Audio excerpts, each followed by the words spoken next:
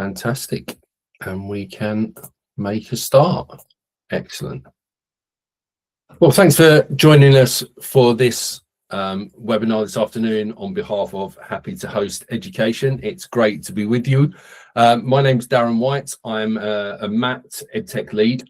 So I work principally for Lift Schools. We've got 58 schools across the country, but I'm also a Google certified trainer, coach and innovator, as well as other things as well. So really happy to be with everyone this evening. I'm a former modern languages teacher and was an extensive user of Google Classroom and still am to a certain extent, although I don't actually teach in schools full time anymore. I still do the odd bit here and there. I still use Google Classroom extensively when I'm working with other adults as well. So really looking forward to diving into how we can use Gemini in Google Classroom today. If you have any questions, please feel free to pop them in the chat or to pop your hand up and ask as well as we go through. Okay. Fantastic. So as I said, that's me, except I've now got a beard and I didn't get the AI to help me out with that, unfortunately. I did toy with the idea, but I decided against it. So very happy to be here this afternoon. And this is what we're going to cover over the sort of next 45 to 60 minutes, depending on how things go. Obviously, we've done a little bit of a welcome and thanks for those of you that have popped in the chat where you're from and what your subjects are. Let's to know. And we may get other people dropping in as we go through. There we go. Let me just admit those extra people. So we're going to first of all look at where we find Gemini within Google Classroom and what we're looking at. We're going to take a little bit of a look at what lesson plans and resources we can generate using Gemini. We're going to focus on pupil agency and where AI could really support pupil learning, looking at tackling misconceptions, and then anything else that might arise during the course of that time. So if you've just joined us, thank you very much for coming along. Please pop in your name and where you're from in the chat. And we're just going to make a start now. So I'm going to come out of this particular screen and I'm going to go live into Google Classroom. And I'm going to go to my homepage, actually. This is just my own domain, and I've got in here a test class just as an example. So this is on Google for Education Fundamentals. So I'm using this account today because my work account is on Education Plus, and I wanted to show you what was available in all of to everybody through the Fundamentals platform. So I'm going to just go into my test class later on, but as you'll notice on the left hand side here, down the list above teaching, we've got home calendar, and then we've got Gemini, and we can jump straight into Gemini without going into individual classrooms. So that's what we're going to do. We're going to go into this Gemini tab here, and we can see, and this is constantly changing, so it's worth being aware of this, that this kind of user interface is regularly being updated with input and feedback from teachers. So at the moment, what we can see is we've got some examples up here which are quite colorful. So we've got like outline of a lesson plan, generate a quiz, re-level a test, create a rubric, and so on. Those are really colorful examples. And then underneath, we've got these ones, which are starter prompts with Gemini for Education. Now, these used to be all jumbled together, and very recently, they've all been kind of sorted. So these ones at the top here, these colorful ones, are built into Google Classroom now. So they're integrated straight into Google Classroom. These ones here that have got the kind of the pop-out icon, those will take you in a separate window into Gemini and will basically give you the prompt that's needed to be able to do those things. So there's a slight difference between the two. And then underneath, you've got some other examples as well that you might like to share and explore, like using things like brainstorming, creating, customizing gems, and using Notebook LM to transform your content, and so on. Okay, but we're going to start right at the very top here with what we've got here. We've got some organizational tabs, so we can click on planning and it will give us just the planning style ones, instructional material, assessments, supporting students to re-leveling and translating, and administrative tasks as well. So you can see how the options filter based on what we use. So we're going to start off with a lesson plan and see what we can do with this. So I'm just going to click on that button there, and it's asking me to put in there a target year, a template if I've got one, and some key information. So I'm going to target this at year 8 here in the UK. Template, I'm just going to use general. Okay. Describe the topic and standard. So I want a lesson about coastal erosion. Okay, as I said, I'm a language teacher, but I didn't want to kind of inflict Spanish and French onto everybody. So I thought we'd use something generic. So a lesson about coastal erosion aimed at year 8 using, oops, there we go, using UK exam specification. And I could, if I wanted to, upload some relevant material from my drive.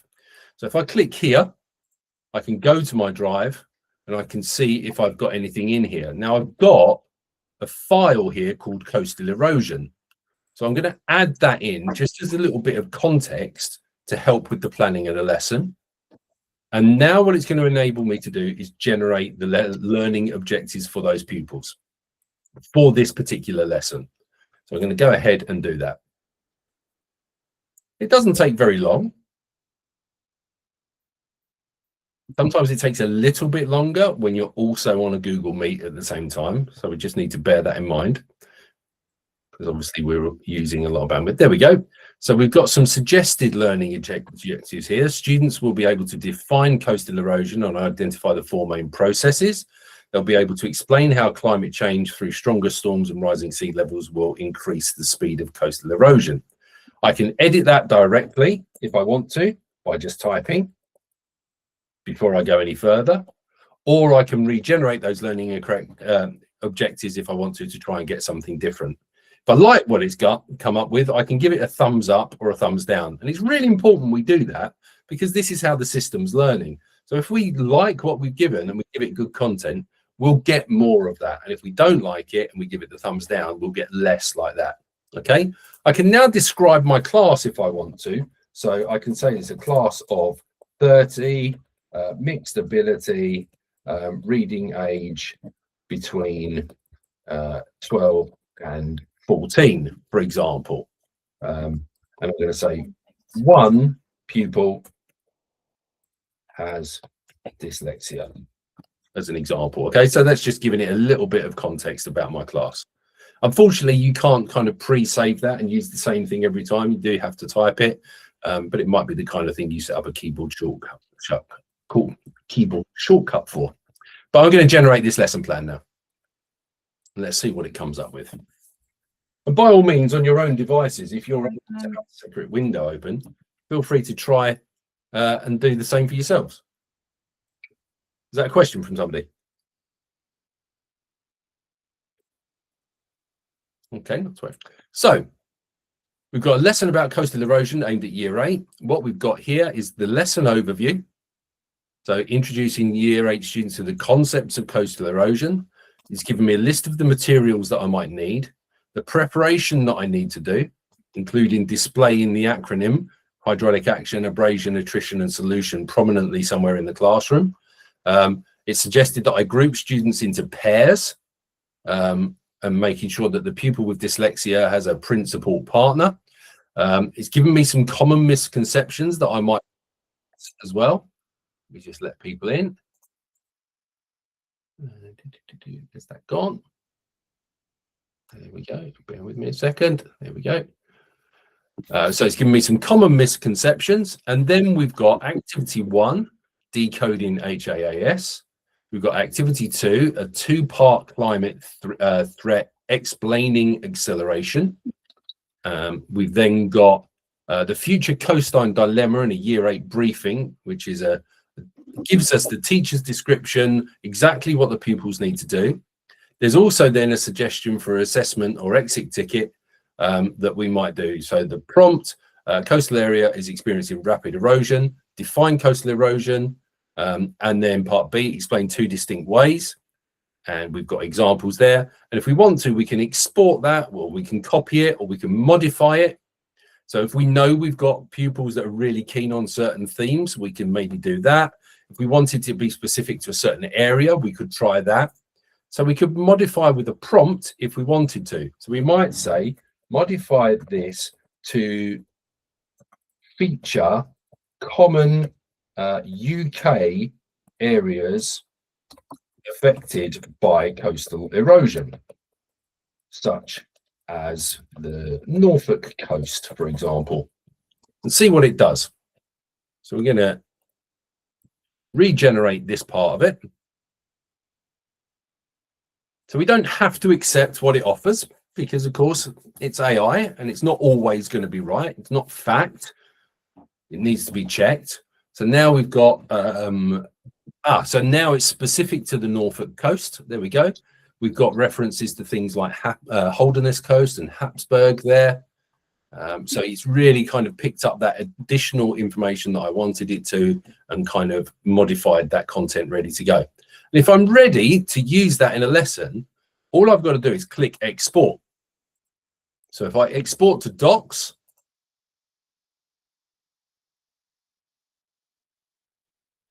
I've now got that lesson plan in my drive. Okay, so that's in my Google Drive, ready for me to use anytime I like. Okay, what I might choose to do then is do something else with that later on. So let's come back to the top here. Let's go back to that Gemini button. Okay, so just a reminder, we just came down in Google Classroom, went to Gemini, we clicked on planning, and then we went outline a lesson plan. Now we might want to create an assignment for that group of students around coastal erosion. So we've got the option here to create a rubric. I'm going to click on create a rubric, and again this is going to be for year 8. Performance levels, I think, yeah, we'll have 4 performance levels. We might want to add assignment instructions in here, or we might want to describe the knowledge or skills that we want people to demonstrate. Now we could do that. The chances are we've already got that kind of thing ready to go. So you have a choice. You can also upload from your drive. So if I go to my drive and I go to my drive, typically it's looking like it's not going to find its date. So let's try searching by file type. No, it's only, that's interesting. So there we go. That's a new one on me because it's only looking for docs and not sheets. And normally I would use a rubric in a sheet. So in this case, it's not going to let me do it that way. So let's create one anyway. So copy and paste in the existing assignment instructions. Well, we haven't come up with any yet, but we want pupils to explain the impact of coastal erosion on the Norfolk coast and be able to suggest and evaluate defense options for, let's say that for the time being. And obviously it'd be great if I could actually spell correctly as well. There we go. We might want to give specific knowledge, context specific, applies to real world scenarios, soft skills. Not too worried about that in a minute. So we're going to go applies to Norfolk in the UK, GCSE geography, specification, and leave it at that for the time being. So let's come up with the criteria for a assignment because we might use this in a moment. So there we go, the suggested rubric, explaining the impact, suggesting defenses, evaluating defense options, and also scoring on the clarity and accuracy of their geographical terms. So I'm going to generate rubric there. So here we go. So I've got now this suggested rubric where we've got the criteria down the left-hand side. We've got explaining it, suggesting suitable options, evaluating, and clarity and accuracy. And then here we've got exceeding, meeting, approaching, and far from approaching. As the wording is suggested, I could export that rubric if I want to. If I do that, I can export it in sheets or docs. So I'm going to do both. I'm going to export it in docs first of all, so you see what happens there. There it is opened up as a Google Doc that I might attach to the assignment. And if I also do it as a Google Sheet, we can see it opens up as a Google Sheet as well, all nicely organized for us, ready to go. So we've got both options. We've got a doc and we've got a sheet. Or I can add that immediately to class. So I can go to add to class. I can choose to use maybe the Sheets version, and I can choose my class from any of my classes that I've got already set up. And I can choose to add that as an assignment, and I can click confirm. And what that's going to do is going to create the rubric in an assignment for me, except it doesn't look like it has there, does it? Oh, there we go. It's opened it. This would be the assignment. In this case, there's the link to the Google Sheet. So we would put the instructions in here that we want the pupils to do. We would give them view access to the file in this case because they're just viewing the rubric. It would be marked out of 4. Sorry, there we go. Because we did 4 sections of the different ones. We can put a due date on it of being next Friday. And we can choose whether we want to assign that to all pupils or just 1 or 2 of them. Okay, and then we've got our rubrics already there, so we don't need to attach another one. If I want to make sure that pupils are correctly referencing any information, I can also turn on plagiarism reports or originality reports by enabling those, and then pupils can check for themselves if they've got any information in there that they think needs to be referenced before they actually hand in their work. So I'm going to click assign, and that now goes straight out to the pupils via Google Classroom. So if I go to my class, if I go to test class, open it up there. Ooh. There we go. We can see the Norfolk coast is now there as an assignment. Okay, I've just got a couple of pupils in here as an example. So let's go back to Gemini. Is there any questions on that so far from anyone? If not, feel free to pop anything in the chat if you want to. You can also create a vocabulary list or a hook as well as we go through. But let's go back to the all option here, because there's a few bits and pieces that I think are really, really valuable when it comes to doing these kind of things. And, you know, and obviously we've got Katie on the call, who's an art and photography teacher. One of the things you might want to do is brainstorm project ideas, particularly if you're giving them a theme for them to work on and you want them to kind of come up with what they could do. So you might choose to go with brainstorm project ideas and say that, you know, we're going to be working with year 10. This is going to be for their GCSE mock exam. And the theme is, let's go for a classic light and dark. And it's for GCSE art and photography. Again, I can't type this afternoon. Here we go.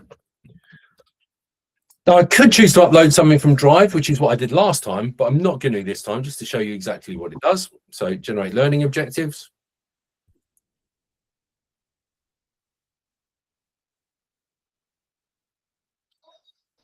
So then we'll be looking at analysing and annotating 2 different artists. They might be able to skillfully record visual observations. They might be able to experiment methodologically with different techniques and materials and so on. Okay. Any suggestions for the project? Optional. So we might say that we've got a lot of pupils interested in music and drama. 1 pupil is visually impaired, for example. Okay, and this will be individual work, so we can kind of go from there. Let's see what it comes up with.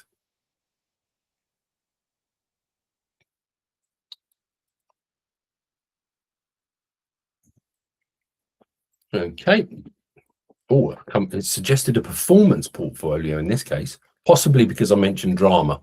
And this is why we need to make sure we double check everything and we make sure we're happy with it. So apply their skills in art photography to create a performance portfolio based on the theme of light and dark, acting as creative directors. Here's the materials we need. There's a summative assessment. There's a project overview. There's detailed instructions for the students for them to complete over 1 and 2 days. Step 1, step 2, step 3, step 4. If we like that, we can obviously use that. We can export that to docs. We can add it to a class. If we don't like it, we can try again. We can give it a thumbs up or a thumbs down. But that's another example of maybe what we might want to try from that option. Let's go back to here again. And one more thing. Let's say, for example, we're just about to start teaching a topic. Let's create a vocabulary list. So our target is going to be year 7. The topic is Spanish food, particularly in restaurants and cafes. And I'm not going to give it any information other than that. I'm just going to ask it to generate and see what it comes up with.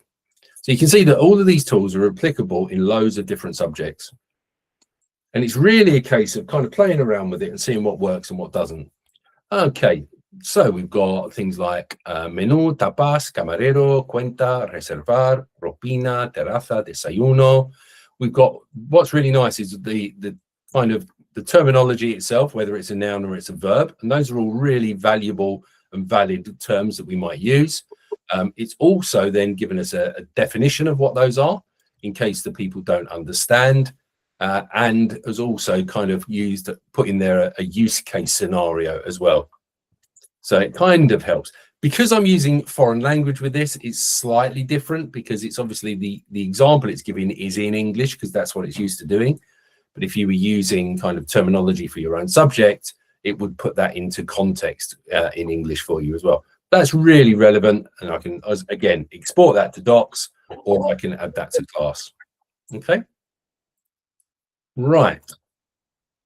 Let's head back then. And as I said, for the kind of the second part of this, I really wanted us to focus on aspects that can have a big impact on student agency. And this is, of course, all on the understanding that the pupils at the moment don't have access to things like Gemini and Notebook LM and GEMS for themselves. If they do, because that's now an option in school, that's fantastic, as long as it's done securely and safely, obviously. But this is just looking at it from the teacher's end to begin with. So one of the things I really like is the option to build a choice board. Because one of the things I always like to do with my pupils is give them a choice in the way that they complete an assignment. So if I select here, build a choice board, and I say, I'm going to target this at year 11, and this might be revision on an inspector calls,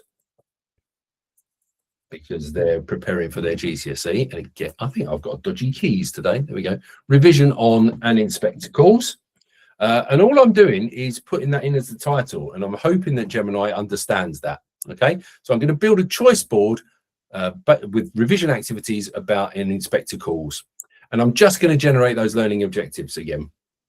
So this is now looking at Learn LM, which is what all of the Google Classroom Gemini integration is built on, using pedagogical approaches and technologies and agreed kind of processes to build these sorts of assignments and objectives and everything else. So we can see here we've got students are going to be able to evaluate how Priestley uses dramatic devices. We're going to be able to analyze the contrasting reactions of the older generation, Mr. and Mrs. Burling, and the younger generation, Sheila and Eric, and investigate using textual evidence to support an interpretation. Okay, let's generate then our choice score board based on that.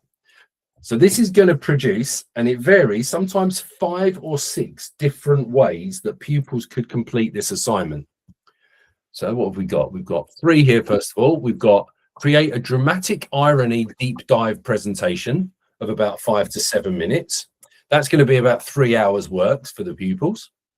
We've got creating a final phone call script and analysis, which will be about 2.5 hours work. We've got generating generational divide dialogue rewrite. So rewriting that dialogue would be about 3.5 hours. Oh, we have got 6. There we go. We've got a family reaction infographic, which might take about 3 hours. Dramatic devices review podcast, which might take about 3 hours. and an old versus younger generation witness statements are taking approximately 2 hours. Now, if I like all of those, I can add those to my class. So I'm going to do that now. I'm going to add to my class. I'm going to select my test class, and I'm going to make it an assignment. And that's going to open up that new window for me. I'm going to call this an inspector calls revision choice. And I'm going to say here to the pupils, from the choice board attached, select an option to complete. Okay, and then they will select the one that they want to do, and they will, when they've done it, hand it in as an assignment.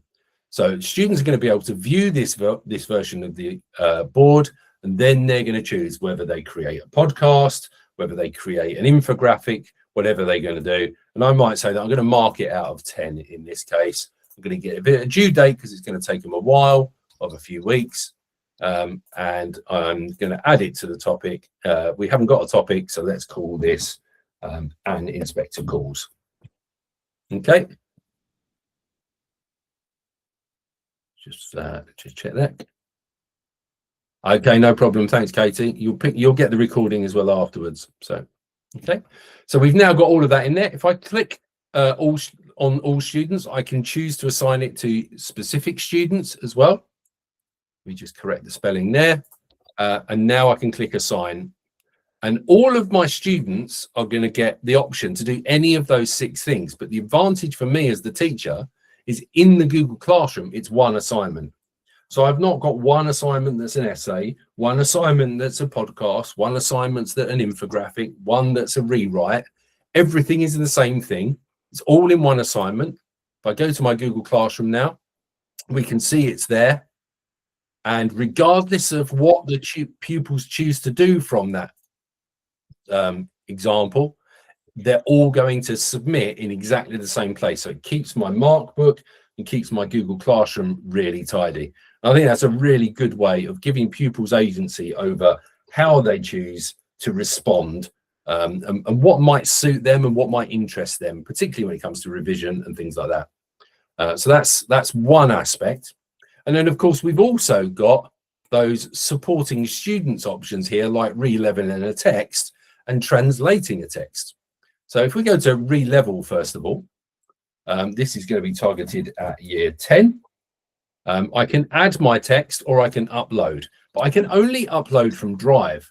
So I'm just quickly going to upload a document that I found earlier, which is a fact sheet, coming back to our Google, going back to our coastal erosion, sorry. So I'm just going to add that into my Drive. It's a coastal erosion fact sheet as a PDF. And then what I'm going to do is I'm going to choose to upload from my Drive that document. So this is the PDF here. I've just added to my Drive. I've dropped it in there. Keywords to keep in the generated text. I can choose to keep certain words in there. So I might choose to keep in there things like longshore drift. I might choose to keep in there things like abrasion, because I want those to stay. I don't want those to get lost.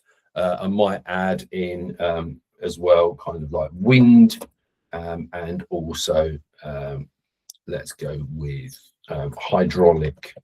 Oops, hydraulic. There we go. So I want to keep those in there because I want to make sure that they don't get kind of filtered out in the simplification. So this was originally for a year 10. Let's make this for a year 6 kind of age. And this is where it's not ideal because we're re-leveling based on age rather than kind of reading age, but you get the idea. So if I was going to share this with a year 10 and the pupil's reading age was lower, maybe equivalent to a year 6, I would say let's make this year 6 level and let's generate that. So it's going to read the whole of that PDF, that fact sheet, and come up with a simplified version for me, which I can then choose to share just with that particular pupil. Might take a little bit longer in this case because, of course, it's reading a PDF. And it's also looking at imagery and things like that and seeing whether it needs to keep those. I've found that varies. Sometimes it tries to bring things across and sometimes it doesn't. So it's a little bit of trial and error at this stage. Okay, So this is the original file. If I click on that, we can see the detail of that. What is coastal erosion? There's images, there's photos, there's diagrams. It's quite high level. We've got anthropogenic factors, infrastructure. You know, the language might be quite tricky for them to understand. But here we've got the simplified generated text, what is coastal erosion and all those kind of things. We've got the level of the language that has been made much easier for them to understand. And if we scroll right down to the bottom here, although it hasn't brought across the pictures, it's simplified all of that content. If we go right to the bottom, I can then click on that and export it into a Google Doc. So the vast majority of my class might get the PDF, but a particular pupil might get this version that I might have to tidy up a little bit to make it easier for them to negotiate and things like that. But you can see the idea. So this is a simplified version, target grade at year 6. And if I do the same thing now, if I go back to Gemini and I do the same thing with translate, obviously I might have a pupil who doesn't have a high level of English. At the moment, we can only choose from like certain languages. There's quite a lot in there, as we can see. So a lot of languages available. The ones you use most often tend to kind of appear at the top. I'm going to choose, in this case, Spanish. Where are we? There we go. So I'm going to choose Spanish. Add the text I want to translate. So I'm going to come back to my information here, and this is where it gets tricky. I'm going to take that information there. You can't upload the PDF, unfortunately, with this one. Oops. Then I'm going to paste that text in there. There we go, and click translate. And it's translated that almost like immediately, really, really quickly, and really successfully, actually. And you'll have to take my word from that unless you're a Spanish speaker, but it is really successful and really like it's almost instantaneous. So that's a really useful way. And it's not just because it's Spanish and it's a common language. You can try that with any language as well. So we'll go back again. We try another one. Let's go a different language like French. And we drop the same text in there. Translate. It's almost immediate. And again, I'm a French speaker as well. So, you know, that's pretty reliable. It may not be perfect, but it's pretty reliable. And you can view that as a Google Doc if you want to.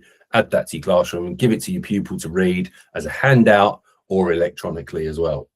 Okay. So both of these options are really, really helpful for allowing pupils to kind of have more agency and a bit more dignity over their learning, because they're able to choose how they access it. They're not necessarily needing to ask you so many questions in class, which frees you up to be more kind of free to work with individual pupils as well. So that re-leveling, that translating, and that, you know, production of a choice board is really helpful. The other thing, if I come back to the all option here, the other things that are really good are things like tackling common misconceptions. So if we come back to down the bottom right here, tackle common misconceptions, I can choose a target year. Say I'm preparing my year 11s for exams. Let's say, for example, this is like, let's stick with the coastal erosion because we've used it before. Here we go. So the topic is coastal erosion. There we go. And then I can generate some misconceptions really, really quickly and easily. Now that's useful for those of us that are subject specialists, but incredibly useful for those people who maybe aren't. The downside is, of course, they do need to be checked. So it's the kind of thing that you might be able to create as a non-specialist and then get a specialist to just glance over and say, are these about right? So we've got students might believe that the speed of coastal erosion is uniform and therefore always slow and gradual. And then we've got strategies to address those misconceptions. They might also struggle to distinguish between the four main types of marine erosion and strategies to address that.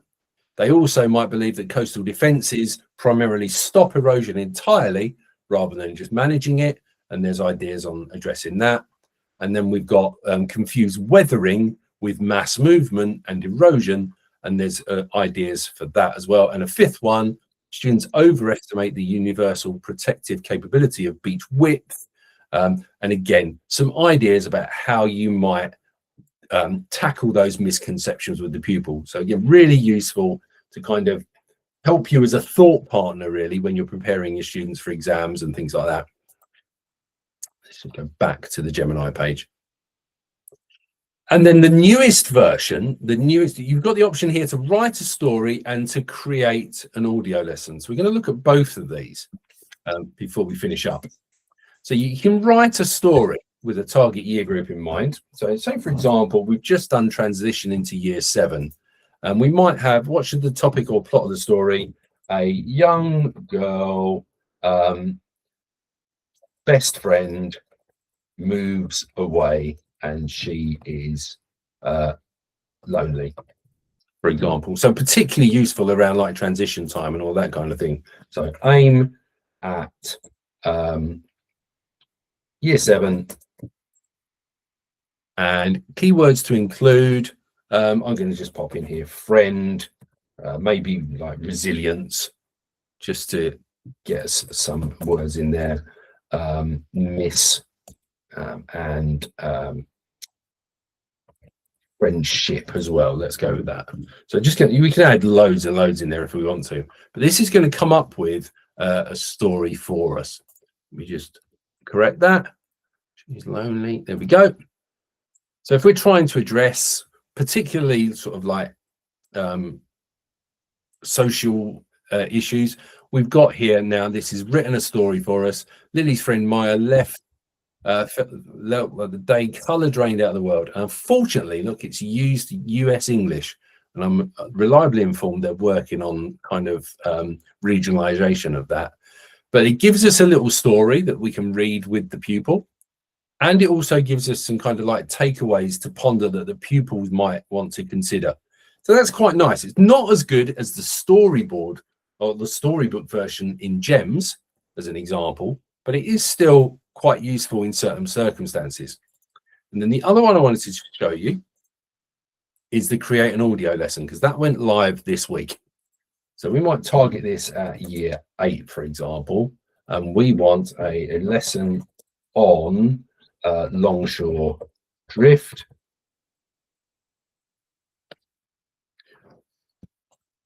It's going to generate those learning objectives again, because it's always grounding in the learning. Students are going to be able to describe the process of longshore drift, and they're going to be able to explain how it works. What it's then asking me to do is to personalize our audio option. And this is takes a bit of getting used to. So we can choose to have different people. We can have teacher as being like a male or a female or whoever we want. So I'm going to take myself to be the teacher. I can play voice 1 and make sure I'm happy with it. So that's a man's voice, although I'm sharing window, so that probably didn't sound out for you. And let's go for the student avatar. Is going to be that one. And that's kind of like a female voice, but we can chop and change. There's only 2 voices available at the moment. Then I'm going to click create generate audio lesson. Now I've got to be brutally honest, this is really, really new, and I'm not 100% sure how I would use this yet. But what it's done is created an audio lesson. It gives us this kind of transcript as it's building it. So we can't listen to it until it's finished. You see, this is still generating that audio lesson, but it is creating a visual transcript for us that we can use, as well as the pupils then being able to hear it later. So it's still generating. So it's a backwards and forwards between the teacher and a kind of pretend student in a kind of questioning, Socratically, kind of like, okay, I've got these. What do I need to do? Okay, almost there, I think. You see, these ones take a little bit longer. Variable in their output at the minute, but as I say, they've only been live for about a week, so it's still early days with these. but you can see the pupils asking the questions, the teachers responding to them. We're seeing it here in text, but when it's finished generating, which hopefully won't take too long, we're then able to download that. We're able to share that with the pupils to listen to anytime they like. Whether they would want to is another matter. I think that's one of those things where you get to know your class better. There we go. So we've now got this to be able to do. And if I just change my sharing settings very quickly, I'm going to share just that tab.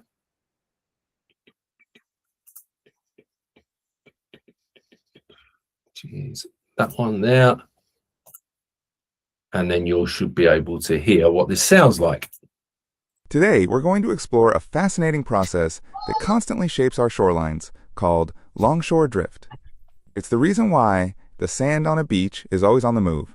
We'll look at exactly how waves transport material along the coast, and then discuss the amazing landforms, like spits and bars, that this movement creates. That sounds interesting. I've noticed that beaches look different all the time. So how exactly does the sand move? Is it just the tide going in and out? That's a great question, and you're right that So you get the idea. It's obviously that at the moment the voices are very adult. They're a little bit robotic. But in terms of an alternative way of presenting information for pupils, it doesn't take very long to create. You can do it based on your own content. And obviously you've got the audio content, but you've also got the backup of the written transcript, which is a lot more engaging than just a blank document. And like with all of these things, it's only going to get better with time, with more voices available, more regionalization and things like that. So again, another really useful way of being able to make use of Gemini within the classroom.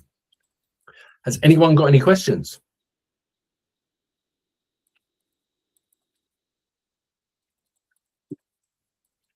Okay, just to finish up then, worth bearing in mind that, as we said, with these ones down the bottom here, these will take you out of Google Classroom just into Gemini, whereas these ones are factored in and they will open directly in Gemini. So if, for example, we said we wanted to create real world, create math story word problems, if we click that one, it opens up in a new tab in Gemini, and you can see right at the very top, although that's quite small, so just bear with me a second. There we go. You can see right at the very top, it's already put in the prompt for you. So it's a good way of learning how to write your prompts. You're an experienced math teacher and master curriculum creator. Your task is to help me create a set of word problems to give students opportunities to make sense of world problems, and so on. This is what you're going to do. Here are the interaction rules. First, we're going to do this. To start, can you do this? And so on. So it's a very detailed thing. So here it starts. This is how the pupils might use it. Here, I'm here to help you get started on a set of word problems. I'll ask you some questions to be sure we tailor them.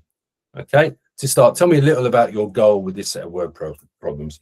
I want pupils to practice determining angles, for example, if it was a maths lesson. You just pop that in there.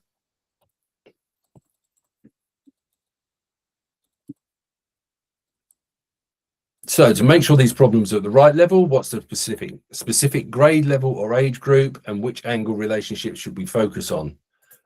So it's year 8 and focus on angles in a polygon. And actually, let's make that finding unknown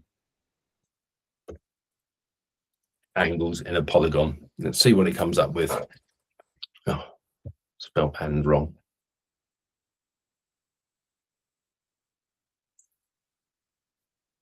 And finally, should we focus strictly on interior angles of irregular polygons, or would you like to include regular polygons?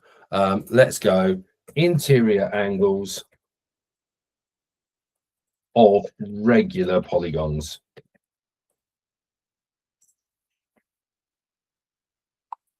And let's see what it comes up with. So you can see none of this is inside Google Classroom. This is now in a separate window in Gemini. And that's the difference between those colored options at the top of the page in Google Classroom, Gemini button, and the ones that have got the pop-out action. Okay, and you can see that this is asking a lot more questions. So it's not jumping in straight away. To help me gauge complexity, would you like the problems to follow a specific progression of rigor, such as starting with basic formulation application? Yes. So it requires a lot more on our front, but that means we have a little bit more control over what's generated. Should they be purely mathematical, or would you like them set in real world context? Let's go real world context, please.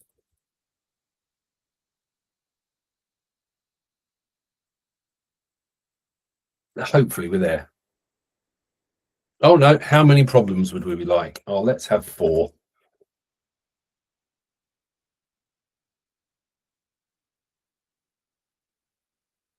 Is there anything else I should get? No.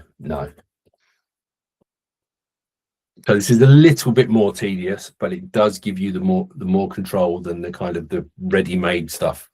So we got garden design scenario, problem 1, a stop sign, some of the angles and stop signs, tilling dilemma in terms of interior design, and the mystery conservatory reverse challenge. Designing a glass conservatory in the shape of a regular program tells the builder that every interior angle where the wall meet is exactly 144 degrees. So you can see that it's kind of applying that sort of thing there. Okay, so that's what happens when you use any of these blue icons here. If you click any of these, it takes you into Gemini, tells you the prompt that it used, and then asks you follow-up conversations. With these ones, it takes you straight into a kind of inbuilt ready to go example that's a lot quicker. And if you want to create something like reading comprehension questions, you can simply go ahead and say, right, I want this is going to be year 9. It's going to have 5 questions. It's going to be a mix of open-ended and multiple choice, and I want it to be focusing on evaluating arguments and craft and structure. I can upload from my drive again, so I'm just going to use that coastal erosion as an example. Pop that in there. I've got my text in there. Now I can generate my comprehension questions.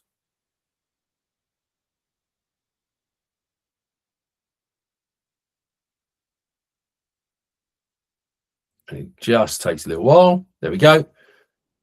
So we've got these questions now. We've got multiple choice. What's the primary function of the phrase rising sea levels? The author includes the statistics. So we're getting them to fact check, kind of refer to the relevance of that information. We've got some open-ended questions as well. And if we're happy with that, we can export those questions to docs or to forms, or we can click to add to class as docs and forms, and they will just type their answer in, or they'll fill in the form. So if I choose form, I choose my class, I choose it as an assignment, exports that to forms, and it creates a Google form for me ready to go. So there's the link to the Google form. And I'm just going to call it comp and like answer the questions. And again, I can give it a score. You know, if we've got 5 questions, I can assign it to different students. I can give it a topic and all those kind of things. I can import the grades through once they've completed it. So it's 5 questions, 5 marks. If I'm ready to go, I can just click assign, and that Google form's been made for me from there, rather than me having to go in and manually make that Google form. And if I go back to my classroom, we'll see that it has, there we go. There's that assignment. If we click on this one, there's the Google form that's been made ready for me to use. Okay, and this is exactly what the pupils would fill in. Okay, so that's pretty much everything, and we're pretty much at time as well, unless anyone's got any questions.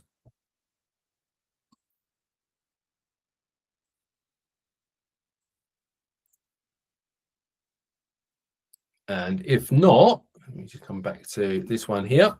Just remains for me to say thanks very much for joining us. Hope you found this useful. If you want to find out more information and more webinars, you can follow Happy to Host on any of these socials to keep up to date with things that are going on. And if you have a moment, we'd also love you to provide some short feedback by completing the form using that bit.ly link that's on the screen there, which is case sensitive. So bit.ly and then /H2H capital and then feedback in lowercase. But that's it for today. So thank you very much, everyone.